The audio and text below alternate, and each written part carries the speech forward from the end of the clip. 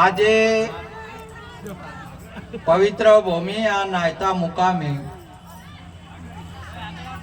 ભક્ત શ્રી દિનેશ રામજી એમનો પરિવાર મળી આજે એમના ગુરુ મહારાજ અનારામ સાહેબની કૃપાથી આજે પોતાના દ્વારે પંજાબથી નીતિનદાસ સાહેબને તેડી આજે સત્સંગ ભજન દર્શન અને સેવાનો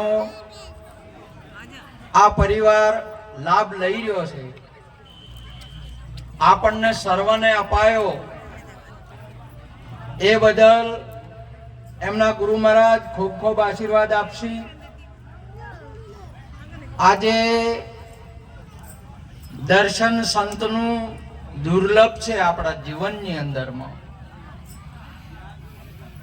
માણસના જીવનની અંદરમાં સંતનું દર્શન આપણને સંત મળે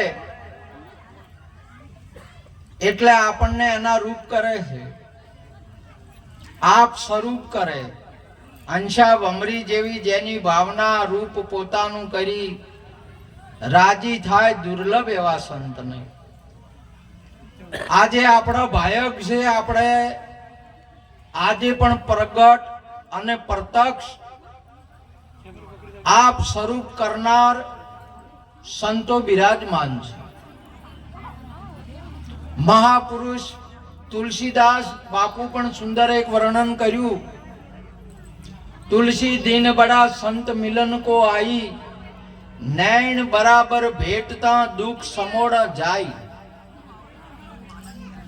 નૈણ નો અર્થ જ્ઞાન થાય અને જ્ઞાન બરાબર સ્વરૂપની પ્રાપ્તિ થાય ત્યારે દુઃખ જન્મ મરણ સહિત તમામે તમામ દુઃખોનું નિવારણ થાય છે. આપણે આમ જોઈ રહીએ એ તો બાબત બરાબર છે, પણ નૈણ બરાબર ભેટતા, ભેટતાનો અર્થ મળતા. સંતોનો જ્ઞાન સત્સંગ મળે બરાબર, બરાબરનો અર્થ થાય જેવી રીતે કોઈ તોલ થતો હોય અને ધડો અને વસ્તુ બે બરાબર આવે ને એટલે ઓટો એનો મધમાં આવે, બરાબર, એને બરાબર કહેવાય. બરાબરનો અર્થ તમે ઊંચા નહીં નીચા નહીં, એનો બરાબર અર્થ થાય. એક તરફી હોય એને પક્ષાપક્ષ કહેવાય, બરાબર ન કહેવાય. મોય બાર તમે હો તો બરાબર ન કહેવાય. તમારા સ્વરૂપ સ્થિતિ છે એ બરાબર છે. અને સ્વરૂપ સ્થિતિ આપણા સંત, આપણા સ્વરૂપ સદગુરુ મહારાજ આપણને પ્રગટ કરે છે તો ખરા. આપ સ્વરૂપ છો, રૂપ નહીં. આપણા ગુરુ મહારાજે પણ સુંદર વાત કરી. અરૂપ છે પણ રૂપ અનુપમ, દર્શી હોય તે દેખે, સુગમ સુગમ સાંભળ્યો વાલો, સદગુરુ શિર હોય તેને. આપ આ જગતની અંદરમાં કાયમના છો, હંમેશ છો, સદોતીત અને સનાતન છો. આપ બરોબર છો. આપણા સ્વરૂપને આપ ઓળખો, આપણા સ્વરૂપને પ્રગટ કરો. જ્યાં સુધી પક્ષી પોતાના ઈંડાને ન સેવે ત્યાં સુધી એનું સ્વરૂપનું પ્રાગટ્ય નહીં, એનું જીવન શરૂ નહીં.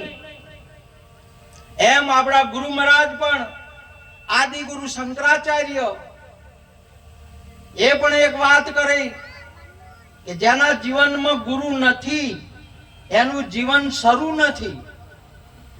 જ્યાં સુધી આપનું સ્વરૂપ પ્રગટ નહીં ત્યાં સુધી એના પછી ભક્તિની વાત થાય, એના પછી બધી તમામે તમામ શરૂઆત થાય. વરરે વિના ન કેનો પૂંખણ મારી એલી, વર મેલીને આયા ઘેર. સ્વયંનું પહેલું સ્વરૂપ પ્રગટ થાય એના પછી અને આપ સ્વરૂપ છો, રૂપ નહીં. આજે આ જગતની અંદરમાં મહાપુરુષ આપણા નિરોધ બાપુ પણ એક વાક્યમાં બોલ્યા, ઉત્પત પરલો નહીં અમારે,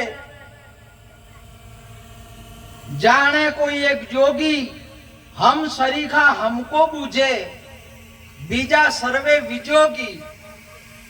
આપણા સાહેબ કબીર પણ બોલ્યા, આ પૃથ્વી નથી, આ બધું નતું, તોય ઉસ દિન કા ભેખ હમારા. હું કાયમ નો છું, તમે પણ કાયમ ના છો. એવું ગીતા પરમોણ ઠાકોરજી ગીતાની અંદર માં લે હે, અર્જુન તમે કાયમ ના છો, તમે જન્મ મરણ વાળા નહીં. આપણું સ્વરૂપ અને આ વિશ્વર્યું એ તમારું સ્વરૂપ ને તમારો આશીર્વાદ છે. તમે એક જ છો. હમ અનાદિ ઓર ન દૂજા પાર વયે પહેચાના, અલખ ખલક પૂર્ણ પ્રકાશા અખંડ બ્રહ્મ હમ જાના. મહાપુરુષે હમ બ્રહ્મ જાના એમ નહીં. મહાપુરુષે કહ્યું કે જે બ્રહ્મ છે એ તો મારું સ્વરૂપ છે. આવી વાત આપણા ગુરુ મહારાજે કરી. માટે આજનો યોગ આપણા સાહેબને સાંભળવાના છે. આટલું કહી વાતને પૂરી કરું છું. બોલો સદગુરુ મહારાજની. હાલો.